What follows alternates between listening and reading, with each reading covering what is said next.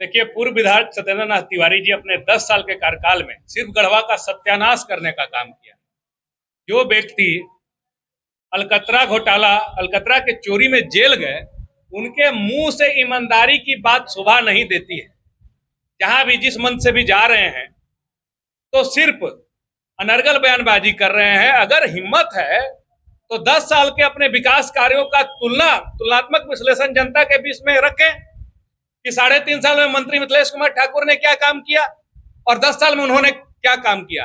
लेकिन वो जानते हैं कि विकास के मुद्दे पर जनता के बीच जाएंगे तो जनता इन पर थू थू करना शुरू कर देगी, क्योंकि ये अपने ही वक्तव्य में बोले थे चुनाव हारने के बाद कि हमने 200 किलोमीटर रोड बनाया है, उतना भी रोड बना देंगे मिथिलेश ठाकुर जी तो बड़ी बात होगी। मतलब 5 साल में 100 किलोमीटर और 5 साल में 100 किलोमीटर, मात्र 10 साल में 200 किलोमीटर उन्होंने रोड बनाया था। आज मिथिलेश कुमार ठाकुर जी जो माननीय मंत्री यहाँ के विधायक हैं, उन्होंने मात्र 3.5 साल में 700 किलोमीटर रोड या तो बना दिया या तो निर्माण हो रहा है, और अगले 1.5 साल में 500 किलोमीटर और रोड बनाने का लक्ष्य है। 2400 किलोमीटर कच्चा सड़क इन लोगों ने माननीय मंत्री मिथिलेश ठाकुर जी को सौंपा था, जिसमें से 700 किलोमीटर लगभग पूरा होने जा रहा है। तो ऐसे व्यक्ति इनाम की घोषणा करते हैं कि 6 लाख और 8 लाख देंगे, जब कोई मुद्दा नहीं मिला तो कह रहे हैं कि 8 लाख रुपया 6 लाख रुपया देंगे, और ये पैसा वही जो विधायक कोटा की राशि से लूटा गया है।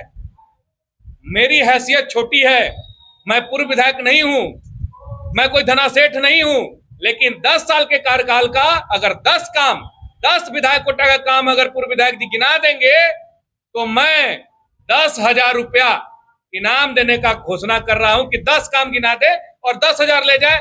शायद किसी के बेटी बहन के शादी ब्याह में मदद करने में उनको सहूलियत होगा, क्योंकि जब वो विधायक थे तो क्षेत्र से भाग जाते थे, लोगों के बीच में नहीं रहते थे, हंसी मजाक उड़ाते थे, कह रहे समस्या तो ताड़ी नियन बा, रोज बनावा रोज निकल जाला, तो कितना क्षेत्र में रहूं। क्योंकि ना इच्छा शक्ति थी, ना ही जज्बा था और ना ही कार्यशैली थी उनके पास। उनका मात्र एक काम था, ठगना। और जैसे अब हमारे शंभू चाचा बोले, ये ठगने का काम करते थे। ये ठगे हैं शुरू से। ये पहले कुइया चुइया में जब ठेकेदारी करते थे तो मनरेगा के मजदूरों को ठगने का काम किए।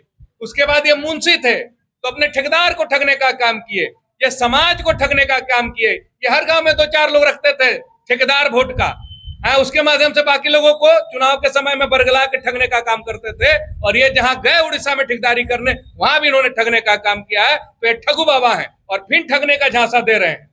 और ये घर पूछने का बात करते हैं। आम जनता तो बता दी, एक आम व्यक्ति ही बताया कि मिथिलेश ठाकुर का घर वो सभी व्यक्ति का घर है जिन्होंने उनको वोट देने का काम किया है। गढ़वा विधानसभा के सभी माताएं बहनें, जैसा हमारी जिला अध्यक्ष रेखा चौबे जी ने कहा कि सभी माताओं बहनों का घर जो है मिथिलेश ठाकुर का घर है, पूरे विधानसभा की जनता का घर मिथिलेश ठाकुर का घर है। लेकिन पूर्व विधायक जी पूछें बनारस में जाके कि प्रधानमंत्री नरेंद्र मोदी जी का घर कहां से है, वो यहां से क्यों चुनाव लड़ते हैं। अपने पार्टी के सांसद से पूछें, विष्णुदयाल राम जी से, कि आपका घर कहां है, आप यहाँ चुनाव क्यों लड़ते हैं। और उनको तो लोग ठग, उनके पार्टी के लोग भी ठगुआ बोलता है, क्योंकि 2019 का जब लोकसभा चुनाव हो रहा था तो अपना पार्टी से भी इन्होंने गद्दारी किया था। तो ये किसी के भी सगे नहीं है।